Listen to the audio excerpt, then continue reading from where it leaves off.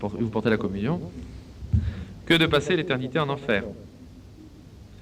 Et ici, dernier point qu'on n'a pas vu, c'est la question du 10e commandement qui se rattache au 7e, à savoir qu'est défendu non seulement le vol en lui-même, mais le désir du vol. Donc c'est les péchés en pensée et en désir. Celui qui, par exemple, dirait, aurait l'intention d'aller voler dans un supermarché, et l'intention ferme, il dit, ça y est, je vais aller voler dans un supermarché, je donne rendez-vous, on va aller tel jour à telle heure. Manque de peau, le supermarché est fermé ce jour-là. Il ne peut pas voler. Eh bien, malgré tout, il a commis un péché de vol. Si ce vol est un vol important, il a pu commettre un péché mortel en pensée, bien qu'il n'ait absolument pas il ne soit pas passé à l'acte, parce que c'était son intention de le faire. Le bon Dieu juge l'intention comme une action. On l'avait vu déjà à propos des 6e et 9e commandements. Je ne dis pas celui qui aurait une idée comme ça, tiens, si je faisais ceci, une simple velléité, mais c'est un désir efficace que l'on a, même quand on ne pourrait pas l'accomplir, en soi c'est une faute. Et ça peut être une faute grave si la matière est grave. Si on a pleine conscience et plein consentement. C'est grave, je sais que c'est grave, et je le fais quand même.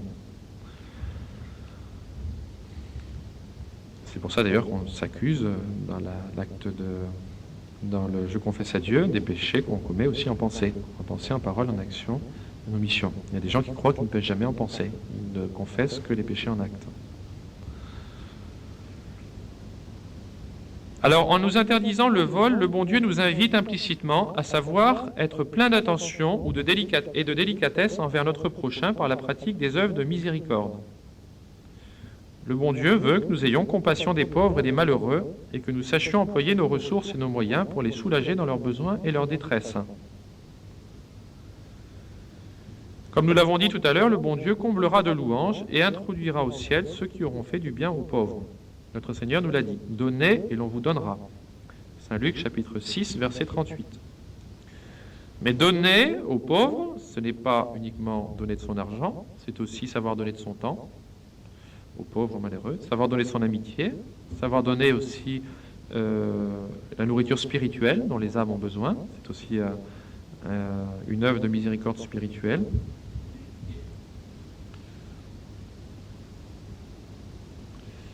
Et là, il faut penser à cette parole de notre Seigneur aussi. « Personne ne quittera pour moi ce qu'il possède, qu'il n'en reçoive 100 fois autant dans cette vie et le salut éternel dans l'autre. » Saint Marc, chapitre 10, verset 19. Et c'est là tout le sommet de notre sainte religion, savoir donner sans contrepartie. C'est à nouveau encore une exhortation de notre Seigneur. Prêtez sans rien espérer de votre prêt.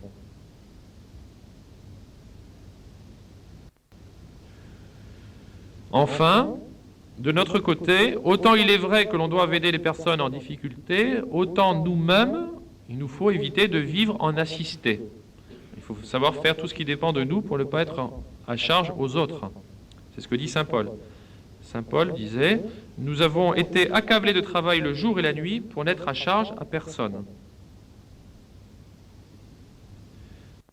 C'est ainsi que nous pourrons faire fructifier tous les talents que nous avons reçus et que nous pourrons mériter d'entendre cette parole si consolante au jour du jugement dernier. « Venez, les bénis de mon Père, recevoir la couronne qui vous a été préparée, parce que vous avez su ici-bas suivre l'exemple que je vous ai donné de charité fraternelle envers les plus démunis. » Voilà pour cette instruction.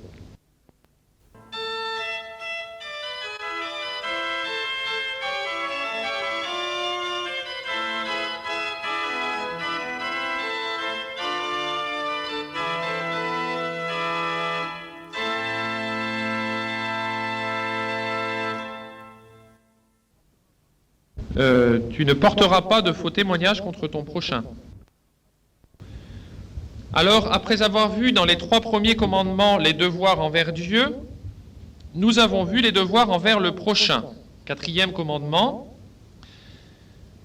tu honoreras ton père et ta mère. Donc, devoir de charité envers le prochain, et en particulier envers les gens qui sont donc le plus proches de nous, et en particulier nos supérieurs et nos bienfaiteurs. Ensuite, les autres commandements nous interdisent de nuire à notre prochain. 5e commandement dans son corps, tu ne tueras pas. 6e et 9e commandement dans son conjoint, tu ne commettras pas d'adultère et tu n'auras pas de désir impur volontaire. Dans ses biens, tu ne voleras pas, tu ne convoiteras pas le bien de ton prochain. Et 8e commandement, dans sa réputation, tu ne porteras pas de faux témoignages contre ton prochain. Donc 4e commandement, plus positif, sur l'ordre de la charité, et les autres commandements sur le fait qu'on ne doit nuire à notre prochain, ni dans son corps, ni dans son conjoint, ni dans ses biens, et aujourd'hui, ni dans sa réputation. Et je pense que donc, ces 10 commandements renferment la plupart des devoirs que nous avons à remplir vis-à-vis de Dieu et vis-à-vis de nos proches, puisque c'est là le double commandement de l'amour de Dieu et du prochain. Et c'est dans ce double commandement que réside toute la loi. Alors, introduction, je vais vous lire, je me sers toujours comme base du catéchisme du Concile de Trente, de saint Thomas d'Aquin, et puis également de livres de théologie morale plus récents, pour adapter à la période actuelle ces considérations. Donc, que dit en introduction le catéchisme du Concile de Trente ? Voici une raison capable de nous faire comprendre qu'il est non seulement utile mais nécessaire d'expliquer très souvent ce précepte et de rappeler à tous le devoir qu'il impose. Nous voulons parler de la déclaration si autorisée de l'apôtre Saint Jacques, lequel ne craint pas d'affirmer que celui qui ne pêche point en parole est un homme parfait. Et un peu plus loin ajoute « La langue n'est qu'une petite partie du corps, et cependant, quels effets ne produit-elle pas ? Il ne faut qu'une étincelle pour embraser une grande forêt. » Et le reste qui est dans le même sens. Ces paroles nous apprennent 2 choses. La première, que le péché de la langue est extrêmement répandu. C'est ce que nous confirme de son côté le prophète David. « Tout homme est menteur, dit-il, comme si ce péché était le seul qui pût s'étendre à tous les hommes. » La seconde, c'est qu'il est la source de maux innombrables. Car souvent le coup de langue du médisant cause la perte de la fortune, de la réputation, de la vie, du salut même, soit pour celui qui est atteint par la médisance, parce qu'il supporte mal l'injure qu'on lui fait, et qu'il manque de courage pour ne s'en point venger, soit pour celui qui est l'auteur de l'offense, parce que victime d'une mauvaise honte et de la crainte exagérée du qu'en dira-t-on, il ne peut se déterminer à donner satisfaction à celui qui l'a blessé. Donc gravité du faux témoignage, à la fois pour celui qui en est la cause et pour celui qui en est l'objet. C'est pourquoi il ne faut pas manquer d'exhorter les fidèles à rendre à Dieu les plus vives actions de grâce de ceux qu'il a défendu expressément le faux témoignage, en nous donnant un précepte très salutaire qui ne nous interdit pas seulement d'injurier les autres, mais qui nous protège encore, si on l'observe, contre les injures que les autres seraient tentés de nous faire. Alors, division du faux témoignage. Alors, au sens strict, ce commandement interdit le faux témoignage. Ce faux témoignage peut se faire soit dans un procès, soit dans une conversation courante. Dans un procès, il y a encore 3 manières de porter un faux témoignage. On peut porter un faux témoignage dans un procès, tout d'abord, en accusant faussement. Il est écrit au livre du Lévitique, « Vous ne serez point calomniateur ni médisant ». Et remarquez qu'il est interdit dans un procès non seulement de dire des choses fausses, mais également de taire la vérité. Notre Seigneur l'a dit, « Si votre frère a péché contre vous, allez le trouver et reprenez-le ». Saint Matthieu, chapitre 18, verset 15.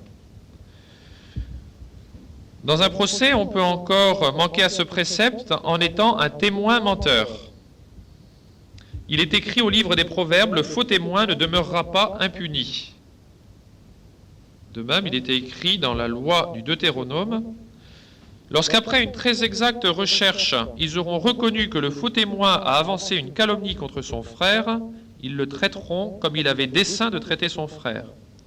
Vous n'aurez pas compassion du coupable, mais vous lui rendrez vie pour vie, œil pour œil, dent pour dent, main pour main, pied pour pied. » Donc c'est cette fameuse expression que vous connaissez, œil pour œil, dent pour dent.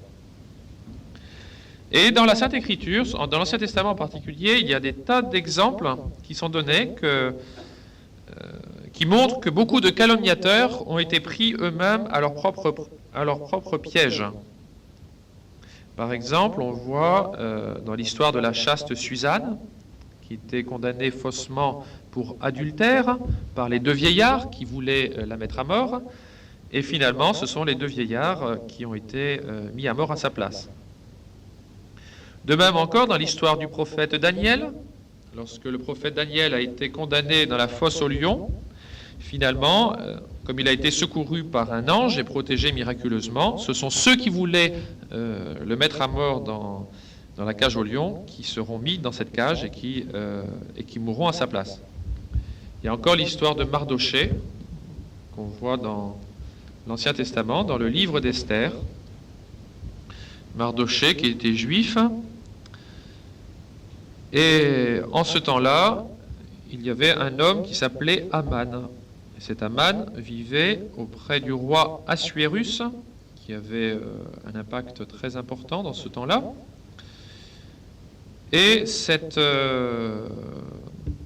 Aman, donc, avait été le bras droit, en quelque sorte, du roi Assuérus. Et Aman détestait les Juifs. Alors il décide de l'extermination des Juifs. Alors voyant cela, Mardochée est bien sûr dans la tristesse pour son peuple. Et puis comme Aman était très bien vu du roi, un jour il se retrouve à la table du roi et au cours de la conversation à table, il se trouve que Assuérus lui pose la question: que faut-il faire pour l'homme que le roi veut honorer? Alors il faut savoir que le roi à ce moment-là s'était marié avec la reine Esther, qui elle-même était juive et qui avait appris par Mardochée le désir qu'avait eu Aman de faire détruire son peuple. Et donc, avisé par la reine Esther, le roi Assuérus décide de punir Aman, mais sans le lui dire. Alors, voilà la question qu'il pose: que faut-il faire pour l'homme que le roi veut honorer? Alors, Aman est bien sûr persuadé que la personne que le roi veut honorer, c'est bien lui-même dont il s'agit. Alors, il dit: pour l'homme que le roi veut honorer, il faut prendre un vêtement royal dont le roi s'est revêtu et un cheval que le roi a monté et sur la tête duquel est posée une couronne royale. Remettre ce vêtement et ce cheval à l'un des plus nobles princes du roi, puis revêtir l'homme que le roi veut honorer. Le promener à cheval dans toutes les places de la ville et crier devant lui: c'est ainsi qu'il est fait à l'homme que le roi veut honorer. Alors le roi dit à Aman: vite, prends le vêtement et le cheval, ainsi que tu l'as dit, et fais ainsi pour Mardochée, le juif qui est assis à la porte du roi. Et c'était la personne qui était justement son plus grand ennemi. Ne néglige rien de tout ce que tu as dit. Aman prit le vêtement et le cheval, il revêtit Mardochée, le promena à cheval dans toutes les places de la ville en criant devant lui: c'est ainsi que l'on a fait à l'homme que le roi veut honorer. Donc vous voyez comment il a été puni, il a été pris à son propre piège. Et finalement, il avait dressé un bûcher lui-même la veille pour mettre à mort Mardochée, puisqu'il voulait sa mort, et finalement c'est lui qui sera pendu au bois qu'il avait préparé pour Mardochée. Donc vous voyez que le bon Dieu permet parfois, par les concours de circonstances, qu'on soit pris soi-même un jour à son propre piège. Œil pour œil, dent pour dent. Ça ne veut pas dire qu'il faille aujourd'hui agir ainsi nous-mêmes à l'égard des gens qui nous ont fait du mal. Mais souvent, le bon Dieu s'en charge. Ce qui ne veut pas dire non plus qu'il faille désirer que le bon Dieu agisse comme ça à l'égard de nos ennemis. Ensuite, on peut encore pécher en portant une sentence injuste. Donc, peut pécher celui qui accuse, celui qui est témoin, et maintenant le juge lui-même. Il est écrit au livre du Lévitique: vous ne jugerez pas injustement. N'ayez pas de faveur pour le pauvre et n'ayez pas de complaisance pour le puissant. Jugez le prochain selon la justice.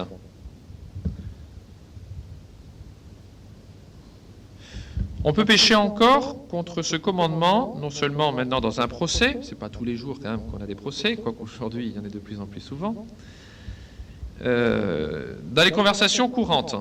Alors ici encore, 3 catégories de personnes qui pêchent contre ce précepte. Les diffamateurs.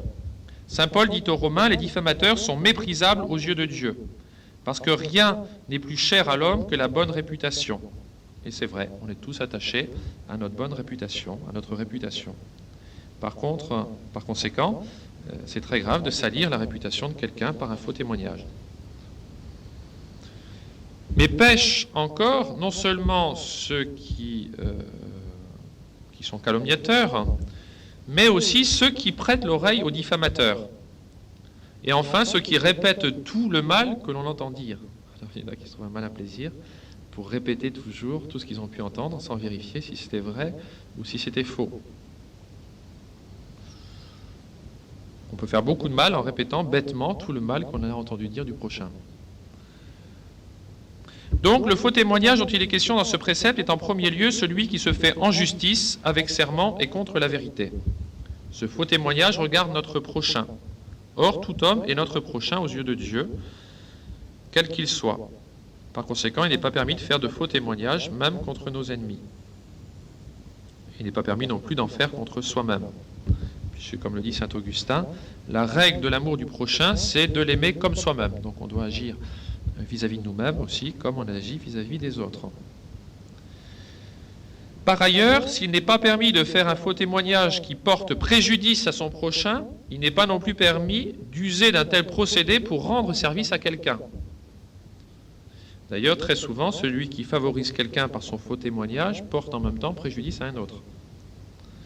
C'est le cas parfois, pas toujours, mais c'est le cas parfois de celui qui se fait pistonner pour trouver du travail. Ça peut se faire selon la justice, mais ça peut aussi être au détriment de quelqu'un qui est plus capable et plus méritant. C'est un exemple, il y a mille exemples qu'on peut donner. Si au sens strict, ce commandement interdit le faux témoignage, au sens large, il exclut également la médisance, ainsi que la dissimulation et le mensonge sous toutes ses formes. Alors maintenant, parlons de la médisance et de la calomnie. Qu'est-ce que c'est que médire? La médisance consiste à révéler des défauts réels du prochain, mais sans raison suffisante. Alors que la calomnie consiste à dire des choses fausses concernant notre prochain. Donc dans la médisance, on dit des choses qui sont justes, mais sans raison suffisante. Voyons ce que dit la Sainte Écriture à ce sujet. Le roi David nous dit « Je ne recevais pas le médisant à ma table ». Et l'apôtre ajoute, donc Saint Jacques, « Mes frères, ne parlez point mal les uns des autres ». Alors pour comprendre la malice et l'étendue de la médisance, il faut savoir qu'on blesse son prochain non seulement par la calomnie, mais encore en augmentant et en exagérant ses fautes réelles, ou encore en les révélant dans un lieu, dans un temps, ou à des personnes qui n'étaient pas tenues de le savoir. Il faut également ajouter que sont coupables non seulement les calomniateurs et les médisants, mais également ceux qui les écoutent avec plaisir. Saint Jérôme et Saint Bernard disaient « Il n'est pas facile de savoir qui est le plus coupable de celui qui médit ou de celui qui écoute la médisance. Parce que, dit-il, il n'y aurait point de médisance s'il n'y avait personne pour écouter la médisance. » Sont condamnables également ceux qui sèment la brouille en répandant du mauvais esprit dans leur entreprise, dans leur chapelle, au hasard, ou dans leur famille.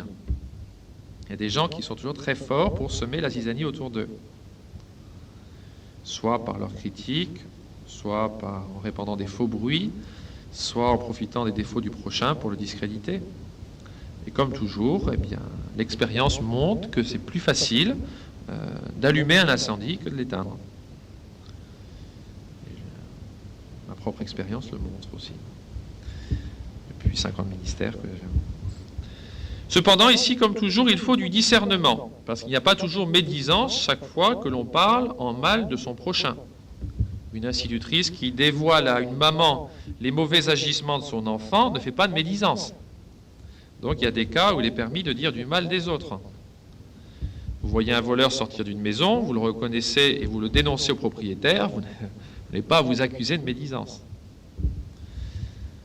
Votre fille veut se marier avec un jeune homme que vous connaissez dont les mœurs sont plus que douteuses, vous avez le devoir de mettre en garde votre enfant contre les vices de ce jeune homme. Donc il y a mille occasions où c'est un devoir, au contraire, de dire du mal du prochain, non pas pour en dire du mal, mais pour éclairer les autres. Par ailleurs, il n'y a pas de médisance non plus lorsque le défaut que l'on dénonce est déjà public. Or, on considère comme public un délit qui a été établi par une sentence de juge, ou encore une faute commise par un employé, un prédicateur ou un professeur dans l'exercice de ses fonctions, ou une faute qui est déjà connue de la plupart des gens. Ainsi, par exemple, il n'y a pas de médisance lorsque l'on dénonce les mauvais agissements de certains hommes politiques ou de certains prêtres dans le cadre de leurs fonctions. Mais ici, encore une fois, comme je l'ai dit tout à l'heure, il ne faut pas tomber dans le piège de ceux qui, profitant de cela, passent leur temps à critiquer pour critiquer et semblent se complaire à pleurer sans cesse sur les malheurs des temps. Ça ne sert à rien de passer sa vie à éplucher toutes les fautes des autres.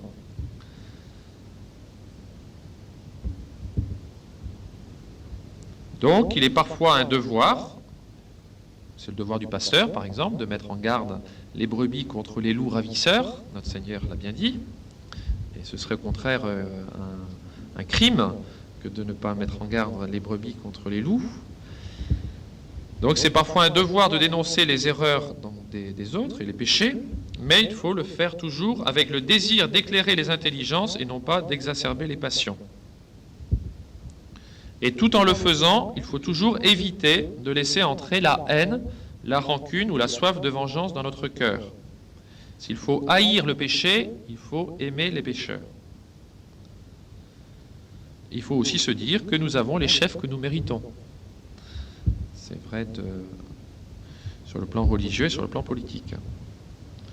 Par conséquent, il faut dès maintenant préparer le redressement de l'Église et de la France en travaillant chacun à notre place au rétablissement du règne social de notre Seigneur. Donc, il est permis de révéler les fautes de notre prochain là où la manifestation sert l'intérêt général ou l'intérêt particulier.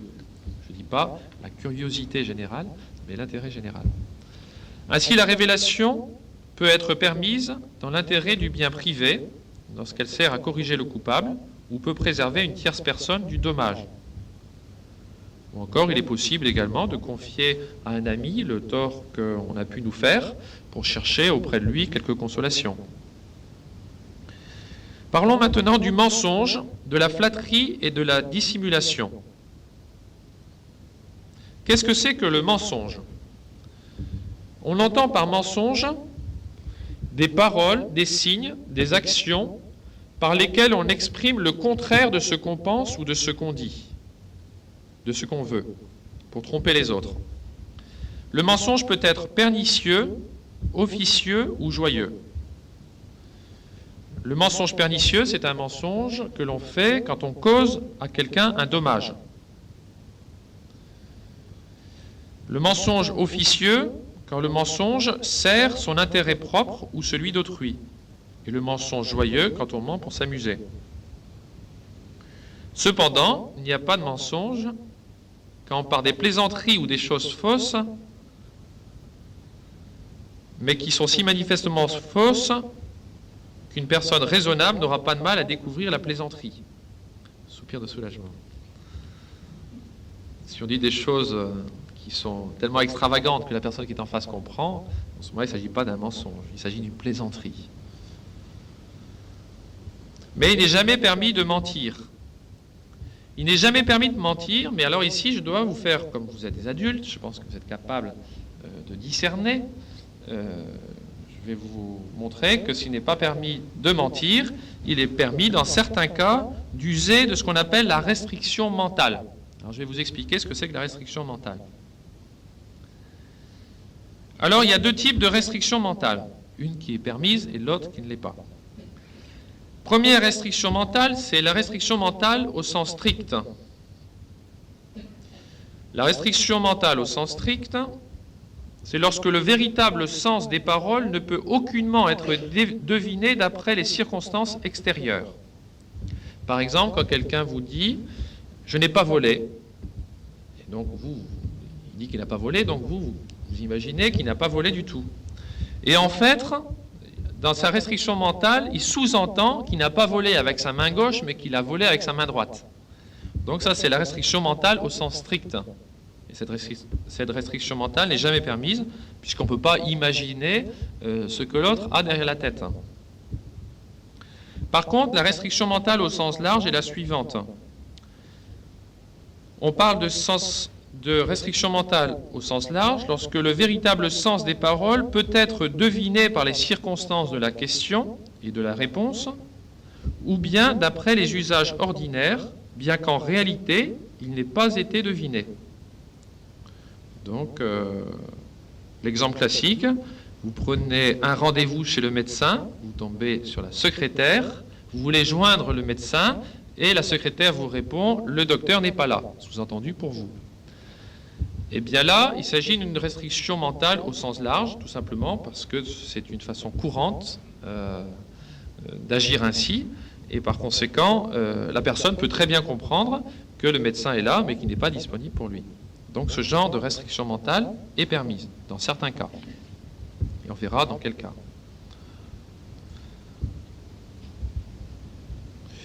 La restriction mentale, donc au sens strict, la première, n'est jamais permise, quand on ne peut pas deviner le sens de la personne qui nous parle.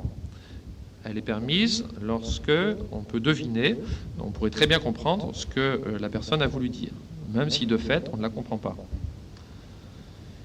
La restriction mentale au sens large est permise, parfois même obligatoire, à condition qu'il y ait un motif suffisant et que l'autre n'ait pas droit de savoir la vérité. On estime qu'il y a un motif suffisant quand il s'agit du maintien de biens utiles pour l'âme et le corps, ou quand il s'agit de se débarrasser de questions indiscrètes ou non justifiées. Par exemple, quand des personnes en charge sont interrogées par des gens non autorisés sur des secrets professionnels. Elles peuvent répondre « je ne sais rien », c'est-à-dire « je ne sais rien que je puisse dire ». À plus forte raison pour le secret de la confession. Le prêtre peut très bien dire « je ne sais pas ». Et en fait, il ne sait pas de sciences humaines, il le sait de sciences divines, c'est ce qu'il a appris dans le secret de la confession. Par contre, si l'autre a le droit de savoir la vérité, on ne doit rien lui dissimuler, car au droit de l'un correspond le devoir de l'autre. Par conséquent, la restriction est interdite quand on est régulièrement interrogé par ses supérieurs ou par le juste juge. Ou de même quand on conclut un contrat onéreux, comme par exemple le contrat d'assurance ou notre contrat de travail. Il faut donc éviter toute espèce de mensonge, et avant tout celui qui peut causer au prochain un dommage considérable. Mais, comme le dit très bien le catéchisme du Concile de Trente, le pire, ce sont les mensonges contre la religion ou dans les choses qui s'y rapportent, car c'est joindre l'impiété à la fourberie. Alors ici, on pense par exemple à tous les mensonges qui sont colportés et répandus contre la fraternité, dans la mesure où on nous assimile aux intégristes musulmans, également à certains mouvements politiques d'extrême droite, ou alors quand on nous caricature en nous décrivant soit comme des nostalgiques du passé, ou encore comme de jeunes fascistes. Là, un de nos fidèles m'a passé ce petit livret, là, ce petit livre, 50 mots-clés de culture générale contemporaine, qui a été aux éditions Marabout par Philippe Forest en 91. Alors on va rechercher au chapitre de la religion, ce qu'il dit sur l'intégrisme. Religion, la montée de l'intégrisme. À rebours de toutes les prophéties, les années 80 ont cependant été celle d'une réaffirmation du religieux dans le monde. Celle-ci a pris d'abord la forme d'un réveil politique, dont la spiritualité souvent aura été le moteur véritable et quelquefois seulement le masque. L'intégrisme, car c'est de lui qu'il s'agit, se définit comme la volonté d'un retour aux sources mêmes de la religion, et comme le refus corrélatif du monde moderne jugé incompatible, voire contraire aux exigences spirituelles. Jusque-là, ça va. Peu de religions auront été épargnées par ce phénomène qui a d'ores et déjà imprimé sa marque à notre fin de siècle. Il y a en effet un intégrisme juif, comme un intégrisme chrétien, vous verrez qui sont les intégristes chrétiens, et plus encore un intégrisme musulman. Tous trois se traduisent par la même intolérance, la volonté d'avoir recours si nécessaire à la violence pour imposer le respect de la religion par tous. De ces trois intégrismes, seul le dernier, cependant, représente une menace véritable pour l'équilibre du monde. Donc l'intégrisme musulman. Aussi inacceptable qu'il soit, en effet, l'intégrisme juif, de par le refus du prosélytisme qui caractérise le judaïsme, n'a pas vocation à s'exercer en dehors des limites de la communauté juive. Il reste en quelque sorte une affaire interne. En ce qui concerne l'intégrisme chrétien, il n'est guère plus en l'état actuel des choses qu'un combat d'arrière-garde. La majorité morale aux États-Unis exerce certes une influence appréciable sur le pouvoir américain, mais en Europe occidentale, les sociétés sont laïcisées sans retour. Les intégristes catholiques peuvent séduire par leurs discours réactionnaires les personnes âgées qui retrouvent avec la messe en latin la foi de leur enfance, ou les très jeunes gens qui réunissent en une même et très suspecte dévotion Monseigneur Lefebvre et Jean-Marie Le Pen. Tout cela reste voué à la marginalité. En effet, le christianisme des années 80, avec le pontificat de Jean-Paul II et la lutte de Lech Walesa en Pologne, quelle que soit la critique de la modernité à laquelle il se livre, a très clairement choisi son camp, celui des droits de l'homme. Donc, ce qui est intéressant à noter là, c'est que dans l'intégrisme chrétien, une définition de l'intégrisme, serait notre volonté d'avoir recours si nécessaire à la violence pour imposer le respect de la religion par tous. Alors que, vous savez bien que dans la tradition, notre but est de continuer ce qui s'est toujours fait dans l'Église, et que l'Église catholique ne s'est pas répandue par la violence, mais au contraire a dû subir la violence, puisque les 3 premiers siècles de christianisme ont été des siècles de martyrs. Et aujourd'hui encore, ceux qui justement ont des convictions religieuses, eh bien, sont prêts à endurer le martyre s'il faut pour conserver la foi. Alors je trouve au contraire que c'est toujours pareil, c'est celui qui dit qu'il est, comme dirait le père Berthaud, qui avait fait un article, l'abbé Berthaud, qui était le théologien de Monseigneur Lefebvre au Concile, qui avait fait un article justement sur l'intégrisme, parce que le père Le Floch, au début du siècle, était taxé d'intégriste à Rome. Le père Le Floch, qui était justement, comme par hasard, le directeur du séminaire français de Rome, au moment où Monseigneur Lefebvre faisait ses études au séminaire français de Rome. Donc déjà à cette époque-là, Monseigneur Lefebvre a été formé par un intégriste, qui était le père Le Floch. Et pour prendre sa défense, l'abbé Berthaud disait qu'en gros, c'est celui qui dit qu'il est. Puisqu'on nous traite d'intégriste, ça veut dire qu'on ne veut pas reconnaître notre existence. Et c'est donc qu'on nous exclut. Et si on nous exclut, ça veut dire qu'on a des limites à sa liberté. Et par conséquent, si on ne nous admet pas tels que nous sommes, c'est peut-être qu'on a une vision trop étroite des choses. C'est peut-être parce qu'on est intégriste.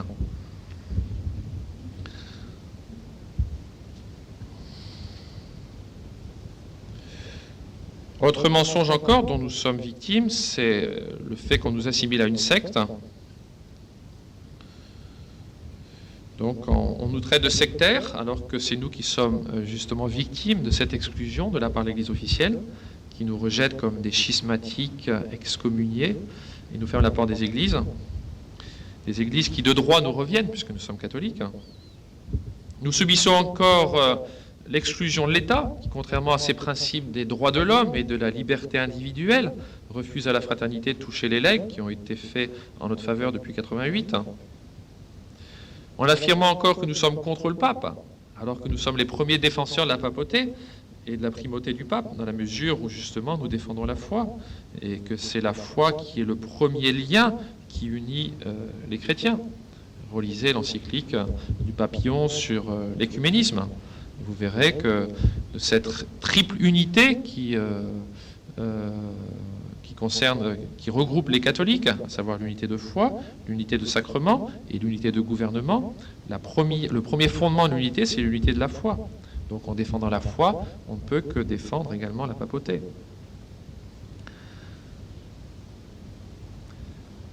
Ensuite, la flatterie viole également le 8e commandement, les flatteurs, c'est-à-dire les adulateurs. L'Écriture dit à leur sujet, « Les adulateurs qui vous disent bienheureux vous séduisent. » Et en effet, la flatterie, c'est une forme de manipulation. Un jour, on m'avait raconté cette histoire, qu'à l'armée, un officier avait, comme sergent, un homme qui était à la fois, paraît-il, d'après ce qu'on me disait, paresseux comme un pou et très orgueilleux. Alors il était très embarrassé pour le faire travailler. Et alors un jour, un autre officier arrive dans son bureau et puis lui dit « Moi, j'arrive jamais à rien avec lui. Et comment vous arrivez ?» Alors il lui montre un petit peu son procédé. Alors il agissait toujours ainsi en disant « Oh, j'ai vraiment une opération vraiment très très délicate à faire, une mission à remplir qui est vraiment très très difficile. Alors j'ai vraiment pensé à vous. Bon, je sais que peut-être que vous aurez quand même du mal à le faire, mais j'ai vraiment une entière confiance en vous. Alors tout de suite en ce moment-là, oui, mon lieutenant, à vos ordres. Le meilleur moyen pour le faire travailler, c'était de le piquer sur son amour-propre. Il se sentait tout de suite gonflé à bloc. Hein. C'est très amusant comme psychologie. Mais normalement, en soi, flatter, c'est pas le meilleur moyen de... Mais c'est vrai qu'il y a des gens on arrive à les faire travailler en disant de ce procédé.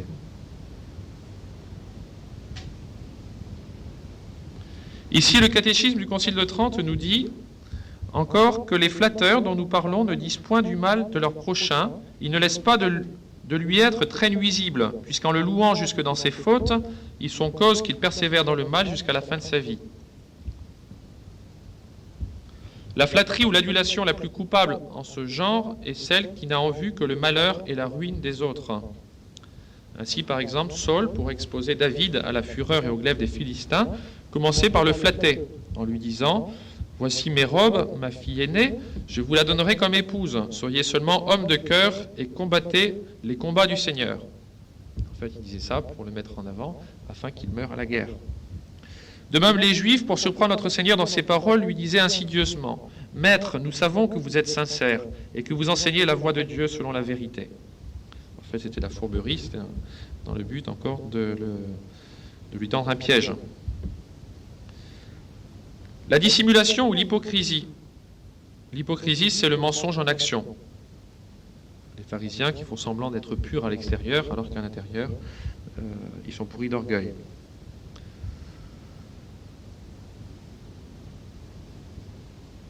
Alors, en voyant la flatterie et la dissimulation, on ne peut pas ne pas penser au rapport entretenu aujourd'hui entre la fraternité Saint-Pierre et les autorités en place. Ils sont rentrés dans ce jeu-là. Chaque fois que les prêtres de la fraternité Saint-Pierre parlent des autorités en place, il n'y a qu'à lire leurs bulletins. Comme les bulletins sont publics, je ne dévoile rien de caché. C'est toujours dans des termes louangeux et flatteurs. Et par ailleurs, ils sont obligés de cacher leur véritable but, si du moins, comme je le souhaite, il est toujours de défendre la tradition jusqu'à la mort. Et même au péril de sa vie, puisqu'on doit défendre l'Église jusqu'au péril de sa vie. Et l'Église et la tradition ne font qu'un. Cependant, malheureusement, il est à craindre que déjà sur plusieurs points, ils ont perdu le sens du combat. Je vous invite à lire à ce sujet Celle de la Terre, numéro 4, 7, 8, l'article de l'abbé Murat, qui est vraiment excellent, et qui montre bien comment, en jouant à cette politique à malin ennemi, ça ne peut pas être profitable à long terme. Même si l'intention est droite. C'est certain que ça peut être une tentation, se dire on va toucher plus d'âmes, on va pouvoir faire plus de bien autour de nous. Mais lorsque la foi est en jeu, il n'est pas permis de cacher la vérité. Saint Thomas le dit bien, lorsque la foi est en jeu, le devoir de l'homme, c'est de défendre la vérité. Il n'y aurait jamais eu de martyrs au cours des siècles si les martyrs avaient cherché à pactiser avec les hérétiques en essayant de trouver un moyen terme. S'ils sont morts martyrs, c'est justement parce qu'ils ont refusé de transiger avec la foi.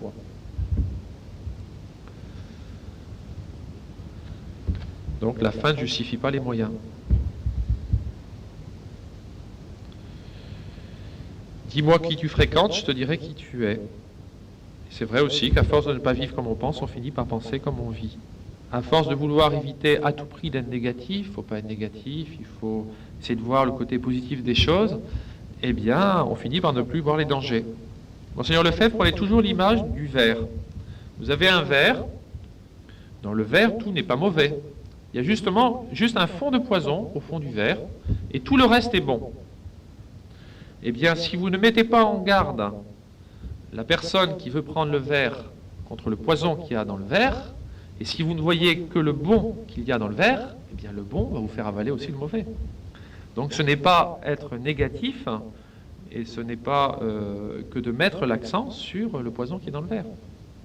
Et au contraire, je dirais, plus il y a de bon dans le verre, et plus il y a le danger que le bon nous fasse avaler le mauvais. Il faut savoir que le mal absolu n'existe pas. Donc ce serait trop clair, ce serait trop facile si c'était tout bon, tout mauvais. Et il y a toujours le mélange des deux. Et alors c'est souvent le bon que l'on voit et qui fait avaler le reste. Alors Monseigneur Lefebvre disait, quand on vous dit, mais puisque c'est le pape qui vous le demande, il dit, bon, ben non, moi je ne peux pas prendre une boisson empoisonnée, même si c'est le pape qui me la sert. Et alors il disait, les textes du Concile sont empoisonnés, les textes de la Nouvelle Messe sont empoisonnés, donc je refuse de les accepter, même s'ils me sont proposés de la main du pape.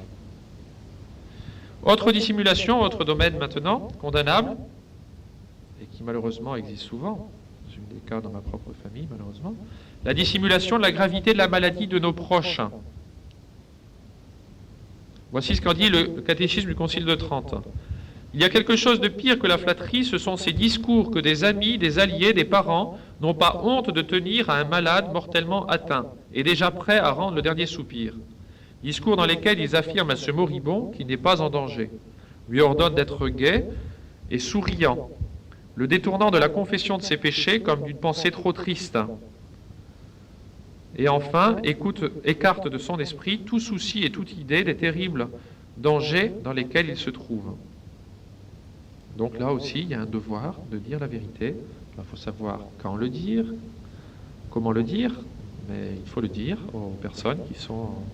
Enfin, il faut le dire, ça dépend aussi des cas. Mais parfois c'est nécessaire en tout cas. Si une personne a reçu tous les sacrements déjà, c'est peut-être moins nécessaire. Mais souvent, en général, quand la personne cache, c'est justement quand la personne en aurait le plus besoin. Quand on cache... Maintenant, un mot de l'injure et du jugement téméraire. Si par la médisance et la calomnie on porte atteinte à la réputation d'une personne, par l'injure on le blesse dans son honneur. L'injure consiste à blesser d'une manière injuste l'honneur du prochain en sa présence, en lui témoignant son mépris. Le jugement téméraire consiste à le blesser uniquement en pensée, en admettant fermement et sans raison suffisante comme vrai un défaut moral du prochain. C'est un jugement qui est téméraire, puisqu'on n'a pas les preuves suffisantes pour affirmer ce que l'on dit.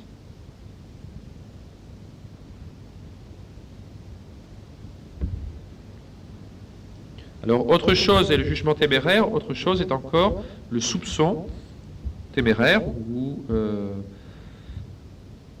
le doute téméraire, c'est-à-dire le soupçon téméraire, l'impression que l'autre est coupable, ou le doute téméraire, c'est-à-dire le fait de douter sans raison de la mauvaise foi d'une personne. Donc là encore aussi on peut fauter en pensée, en attaquant sans raison ou en pensant sans raison du mal des autres. La violation d'un secret. On entend par secret la connaissance d'une chose qui doit rester cachée. C'est encore une faute de révéler un secret. Ce peut être plus ou moins grave en fonction de la nature du secret ou des circonstances. 6 raisons de ne pas mentir. Alors ça, je tire ça de saint Thomas d'Aquin. Il nous dit qu'il y a 6 raisons de ne pas mentir. Mentir nous rend semblables au diable et nous fait ses fils. Notre Seigneur l'a dit. Le diable est menteur et père du mensonge. C'est pour ça tout à l'heure que j'ai parlé de la restriction mentale, c'est parce qu'il n'est jamais permis de mentir. Pour quoi que ce soit. Donc, je ne dis pas que les théologiens trouvent toujours un moyen de s'échapper, mais c'est vrai qu'on n'est pas tenu non plus de dire toute la vérité. On dit aussi d'ailleurs cette expression, toute vérité n'est pas bonne à dire. Donc, mais le mensonge proprement dit n'est jamais permis. Dieu est vérité. Et le démon est au contraire prince du mensonge. Le démon a menti à nos premiers parents en leur disant vous ne mourrez pas si vous prenez du fruit défendu. Genèse chapitre 3, verset 4. Et malheureusement, ils ont connu la mort, et nous avec. Le mensonge ensuite est interdit parce que c'est la ruine de la société. Il est certain que tous les rapports humains sont fondés sur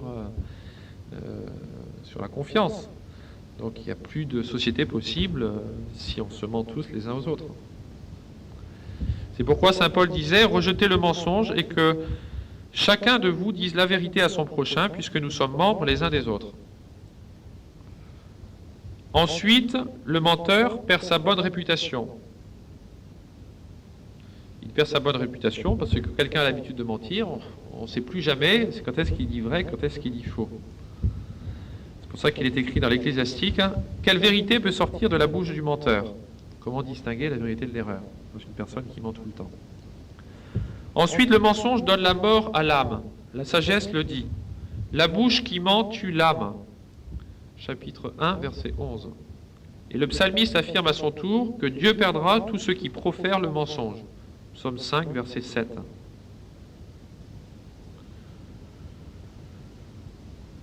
Cinquième raison de ne pas mentir, par le mensonge, nous maudissons l'homme fait à l'image et à la ressemblance de Dieu.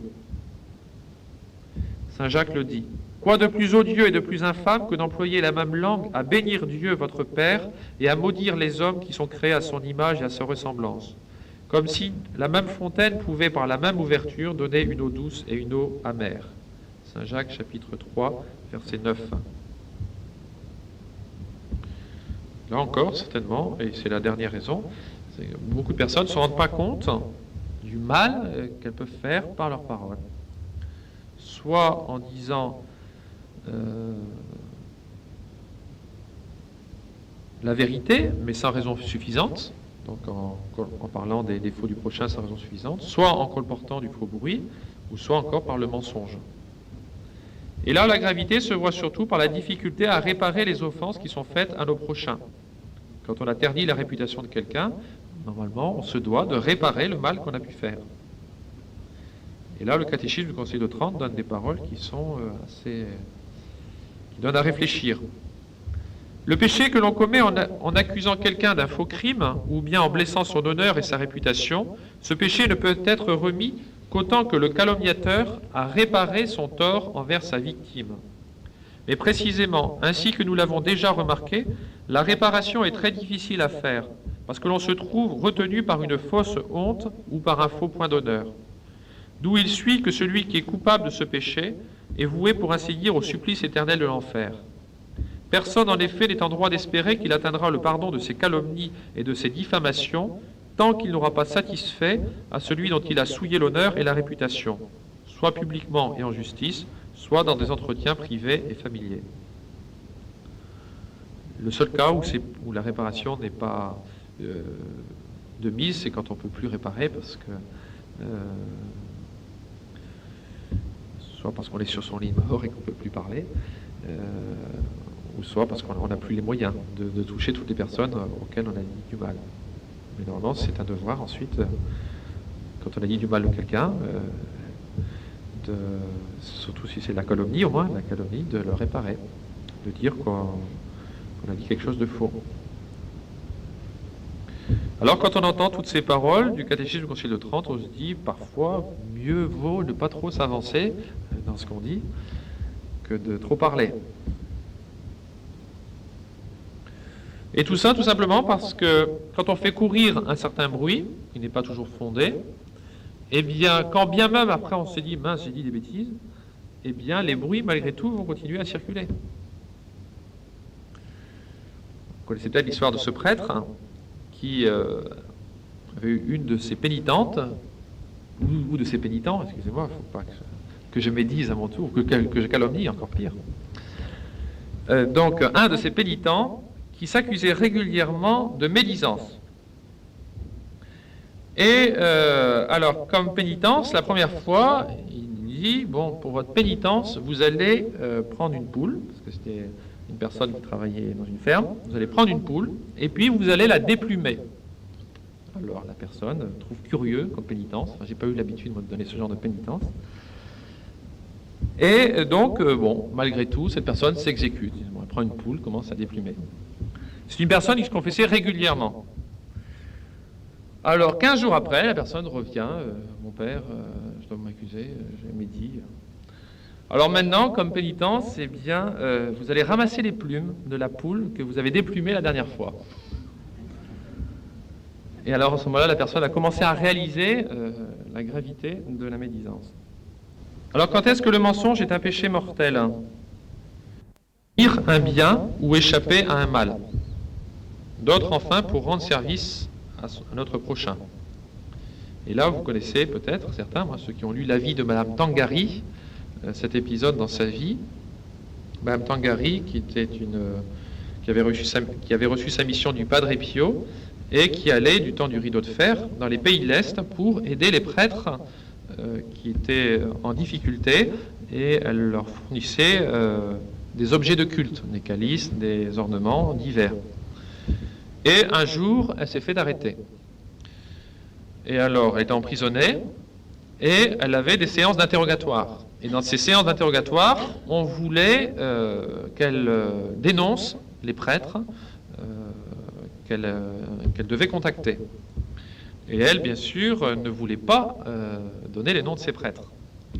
Et alors, pour un de ces interrogatoires, le seul échappatoire qu'elle a eu, c'était de mentir, selon elle. Et le soir, elle s'endort dans sa cellule, et le Padre Pio, qui avait le don de bilocation, qui se trouvait dans 2 endroits en même temps, lui dit: « Menteuse, menteuse, tu es une menteuse, tu es une menteuse. » Alors, elle dit: « Oui, mais enfin, regardez dans quelles circonstances je suis ici en prison, je ne veux pas trahir ces prêtres. Et alors, moi, je veux bien ne pas mentir, mais alors, donnez-moi le truc pour que, sans que je mente, je ne trahisse pour autant ces prêtres. » Et elle a avoué qu'à partir de ce moment-là, elle a toujours eu, tous les interrogatoires, les réponses aux questions qui lui étaient posées, sans pour autant trahir les prêtres. Donc, comme vous savez que le Padre Pio est un bon intercesseur, quand vous êtes dans une situation embarrassante, eh bien, priez le Padre Pio de vous aider aussi à vous sortir d'embarras, comme il l'a fait pour Madame Tangari. Mais ceci pour montrer que même dans des circonstances très, je dirais, extrêmes, eh bien, il n'était pas permis pour autant d'utiliser le mensonge.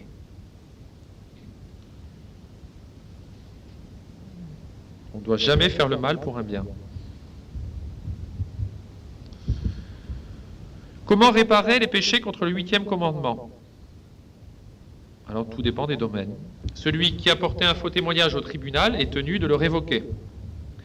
Le calomniateur doit, quand la réputation du prochain peut être rétablie, avouer qu'il a menti. Pour le médisant, sa déclaration serait un mensonge. Si une personne a des défauts, que vous avez mis en évidence ses défauts, ce serait mentir que de dire qu'elle n'a pas ses défauts, puisqu'elle les a. Par contre, on doit essayer de rétablir la réputation du prochain, soit en excusant ses fautes, soit en faisant ressortir ses qualités. Celui qui a utilisé la voie de la presse pour répandre les mensonges doit utiliser la même voie pour se rétracter. Imaginez, là aussi, quand on voit tous les mensonges dans la presse, ceux qui doivent réparer, c'est pas... Je n'aimerais pas être dans leur place.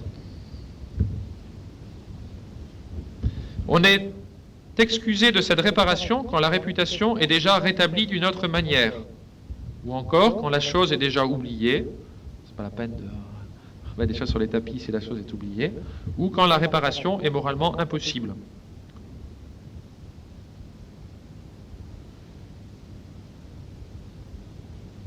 Celui qui a fait injure également dans son entreprise, à son supérieur, ça tout dépend des circonstances, mais doit réparer, parfois même publiquement, si l'injure a été faite publiquement. Vaines excuses des menteurs. Certains vont vous dire, il faut bien savoir mentir à propos. Alors tout ça, ces excuses, c'est dans le Catéchisme du Concile de Trente. Nous leur répondons par la parole de saint Paul aux Romains, la prudence de la chair, c'est la mort de l'âme. Romains chapitre 8, verset 6. D'autres se rejettent sur le prochain qui a commencé à mentir le premier. C'est pas de ma faute, c'est de la faute de l'autre. eh bien, il n'est pas permis de se venger. Il faut au contraire chercher à vaincre le mal par le bien, comme dit saint Paul aux Romains, chapitre 12, versets 17 à 21. D'autres qui ont pris l'habitude de mentir et qui ne peuvent pas se corriger. Eh bien, raison de plus pour qu'ils fassent des efforts. D'autres qui ont eu de graves ennuis en disant la vérité. Eh bien justement, c'est là la pierre de touche de l'âme chrétienne, de savoir préférer souffrir que trahir. D'autres vont nous dire, c'est le plus classique, qu'ils mentent quand ils ne peuvent pas faire autrement. C'est classique. Eh bien ici, il faut rappeler tout simplement que si toute vérité n'est pas bonne à dire, on ne doit jamais mentir. Et je pense que vous aurez au moins retenu ça de cette conférence. Donc il faut savoir implorer le Saint-Esprit pour qu'il vous apprenne à ne pas dire toute la vérité dans les circonstances bien déterminées où j'en ai parlé, sans pour autant faire appel au mensonge. Donc, en conclusion, je vous dirais que pour le bon Dieu, il n'y a pas de pieux mensonge comme il n'y a pas de péché mignon.